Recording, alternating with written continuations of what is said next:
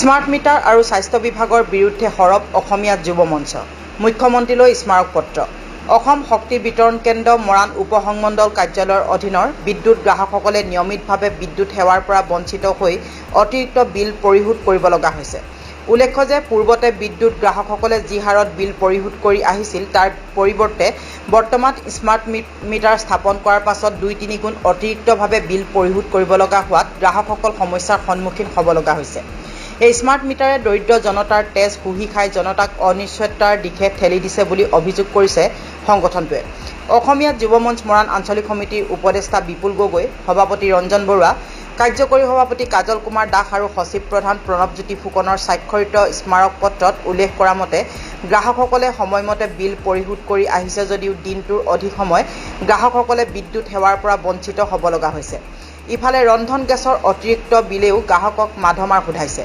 গতিকে এই বিষয়কেইটি গুৰুত্ব সহকাৰে লৈ ইয়াৰ ওপৰত যথোপযুক্ত ব্যৱস্থা ল'বলৈ দাবী জনাই মাহমৰা ৰাজচক্ৰৰ যোগেদি মুখ্যমন্ত্ৰীলৈ আজি স্মাৰক পত্ৰ কৰে। সমস্যা সমাধান নকৰিলে সংগঠনটোৱে জনতাৰ স্বাৰ্থত গণতান্ত্ৰিকভাৱে আন্দোলনৰ কাৰ্যসূচী হাতত ল'ব বুলি হুংকাৰ প্ৰদান কৰিছে। আনহাতে বৃহত্তৰ মৰাণ অঞ্চলৰ জনসাধাৰণৰ অন্যতম প্ৰাণকেন্দ্ৰ মৰাণ ৰাজ্যিক চিকিৎসালয়ত চিকিৎসকৰ নাটনিৰ বাবে জৰুৰীকালীন সেৱা বন্ধ হৈ আছে। 1905 চনতে স্থাপিত মৰাণ ৰাজ্যিক চিকিৎসালয়ত দৈনিক 300ৰো অধিক ৰোগীৰ সমাগম ঘটে। ডিব্ৰুগড় জিলা যুটীয়া স্বাস্থ্য সঞ্চালকে জিলাখনৰ বিভিন্ন চিকিৎসালয়ত কৰ্মৰত চিকিৎসকসকলক সপ্তাহত এদিন বা দুদিনকৈ ৰোগী চোৱাৰ ব্যৱস্থা কৰি দিছে যদিও 1 আগষ্ট 2023 তাৰিখৰ পৰা নিশাৰ ভাগত সকলো সেৱা ইতিমধ্যে সম্পূৰ্ণৰূপে বন্ধ কৰি দিছে। বিয়লি 2 বজাৰ পিছত কেৱল অত্যাৱশ্যকীয় প্ৰসৱ সেৱাহে উপলব্ধ হ'ব। স্বাস্থ্য বিভাগৰ এনে হঠকাৰী সিদ্ধান্তক অসমীয়া যুৱ মঞ্চই ধিক্কাৰ জনোৱাৰ লগতে গৰিহণা দিছে। অসমীয়া যুৱ মঞ্চই যোৱা 2 আগষ্ট 2023 তাৰিখে দুঘণ্টীয়া অৱস্থান ধৰ্মঘট কাৰ্যসূচীৰ দ্বাৰা এখন স্মাৰক পত্ৰ চক্ৰ বিষয়াৰ যোগেদি মুখ্যমন্ত্ৰীলৈ প্ৰেৰণ কৰিছিল। কিন্তু আজিকো প্ৰতি কোনো ধৰণৰ সুব্যৱস্থা গ্ৰহণ নকৰাত আজি মৰাণ ৰাজচক্ৰৰ যোগেদি অসম চৰকাৰৰ উদ্যোগ, বাণিজ্য আৰু সাংস্কৃতিক পৰিক্ৰমা বিভাগৰ মন্ত্ৰী বিমল বৰালৈ প্ৰেৰণ কৰিছে। অসমীয়া যুৱ মঞ্চৰ দাবীসমূহ চিকিৎসালয়খনত পৰ্যাপ্ত চিকিৎসক নিযুক্তি দি চিকিৎসালয়খনক কাৰ্যক্ষম কৰি তোলা, ঐতিহ্যমণ্ডিত চিকিৎসালয়খনত শীঘ্ৰে চিকিৎসক নিযুক্তি দি জৰুৰীকালীন সেৱা বাহাল ৰখা, চিকিৎসালয়খনত 24 ঘণ্টা স্বাস্থ্য সেৱা বাহাল ৰখা, মৰাণ ৰাজ্যিক চিকিৎসালয়খনক প্ৰাথমিক স্বাস্থ্য কেন্দ্ৰলৈ উন্নীত কৰাৰ ব্যৱস্থা কৰি যাৱতীয় সুবিধা প্ৰদান কৰা। অসমীয়া যুৱ মঞ্চৰ মৰাণ আঞ্চলিক সমিতিয়ে আজি মৰাণ ৰাজচক্ৰ বিষয়াক এখন স্মাৰক পত্ৰ প্ৰদান কৰিলোঁ আৰু এই স্মাৰক পত্ৰটি আমি অসমৰ মাননীয় কেবিনেট মন্ত্ৰী বিমল বৰা ডাঙৰীয়ালৈ প্ৰেৰণ কৰিছোঁ। 1905 চনতে স্থাপিত মৰাণ ৰাজ্যিক চিকিৎসালয়খনৰ অৱস্থা অতি শোচনীয়। চৰাইদেউ জিলা আৰু ডিব্ৰুগড় জিলাৰ সংগমস্থল মৰাণৰ মাজমজিয়াতে মৰাণ ৰাজ্যিক চিকিৎসালয়ৰ যিটো ৰাতি জৰুৰী বিভাগ, এই জৰুৰী বিভাগ উঠাই দিয়া হৈছে। আমি 2 আগষ্ট 2023 চন তাৰিখে আমি অসমৰ মাননীয় মুখ্যমন্ত্ৰী ডাঙৰীয়ালৈ ৰাতি জৰুৰী সেৱা প্ৰৱৰ্তন কৰিবৰ কাৰণে আমি স্মাৰক পত্ৰ প্ৰদান কৰিছিলোঁ। কিন্তু আজি পৰ্যন্ত জৰুৰী সেৱা পুনৰ প্ৰৱৰ্তন কৰা নাই, যাৰ ফলত ৰাইজৰ যথেষ্ট অসুবিধাৰ সৃষ্টি হৈছে। সাধাৰণ দুৰ্ঘটনা এটা হ'লেও প্ৰাথমিক চিকিৎসা ল'বলৈ মানুহ নাৰ্ছিং হোমলৈ যাব লগা হৈছে।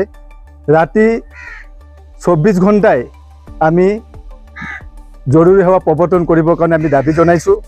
লগতে আমাৰ ৰাজ্যিক চিকিৎসালয়টি উপস্বাস্থ্য কেন্দ্ৰলৈ উন্নীত কৰিবৰ কাৰণে আমি মন্ত্ৰী ডাঙৰীয়াক দাবী জনাইছোঁ আৰু পৰ্যাপ্ত পৰিমাণে যাতে ডক্তৰ, নাৰ্ছ নিযুক্তি দি যাতে আমাৰ এই একমাত্ৰ দুখীয়াৰ ভৰসা দি ৰাজ্যিক চিকিৎসালয়, এই চিকিৎসালয়ক পুনৰ সুন্দৰকৈ যাতে কাৰ্যক্ৰম কৰি তোলে তাৰ কাৰণে আমি মন্ত্ৰী ডাঙৰীয়াক অনুৰোধ জনাইছোঁ আৰু পৰ্যাপ্ত পৰিমাণে যাতে দৰৱ পাতিও যোগান ধৰি যাতে আমাৰ দুখীয়া ৰাইজে যাতে উপযুক্ত চিকিৎসা সেৱা পোৱাৰ লগতে যাতে দৰৱ পাতিও পায় তাৰো বিহিত ব্যৱস্থা কৰিবৰ কাৰণে আমি মন্ত্ৰী ডাঙৰীয়াক অসমীয়া যুৱ মঞ্চৰ মৰাণ আঞ্চলিক সমিতিৰ তৰফৰ পৰা আহ্বান জনাইছোঁ। লগতে আমি মাহমৰা ৰাজচক্ৰ বিষয়াক যোগেদি অসমৰ মাননীয় মুখ্যমন্ত্ৰীলৈ এখন স্মাৰক পত্ৰ প্ৰদান কৰিছোঁ। যিহেতু ৰাইজ অতিকৈ অতিষ্ঠ হৈ গৈছে, যিটো অসম শক্তি বিতৰণ কোম্পানীয়ে ঘৰে ঘৰে গৈ যিটো স্মাৰ্ট মিটাৰ ডকাইতৰূপী স্মাৰ্ট মিটাৰ যিটো বহুৱাইছে ৰাইজে যথেষ্ট 3 গুণলৈকে বিল পৰিশোধ কৰিব লগা হৈছে আৰু সৰ্বসাধাৰণ ৰাইজক অনিশ্চয়তাৰ গৰালৈ ঠেলি দিছে। গতিকে আমি অসমৰ মাননীয় মুখ্যমন্ত্ৰী ডাঙৰীয়াক অসমীয়া যুৱ মঞ্চৰ তৰফৰ পৰা আহ্বান জনাইছোঁ যাতে আপুনি এই যিটো ডকাইতৰূপী স্মাৰ্ট মিটাৰ যিটো সৰ্বসাধাৰণ ৰাইজে অতিষ্ঠ হৈছে তাৰ ওপৰত এক বিহিত ব্যৱস্থা লৈ যাতে স্মাৰ্ট মিটাৰ প্ৰত্যাহাৰ কৰি যাতে ৰাইজক সুন্দৰকৈ যাতে জীৱন যাপন উদযাপন কৰিব দিয়ে তাৰ কাৰণে মুখ্যমন্ত্ৰী ডাঙৰীয়াক অনুৰোধ জনাইছোঁ। যিহেতু আপোনালোকে জানে বৰ্তমান মূল্যবৃদ্ধিয়ে ৰাইজক কংগা কৰি তুলিছে। অত্যাধিক মূল্যবৃদ্ধিৰ ফলত ৰাইজ জুৰুলা হৈ গৈছে।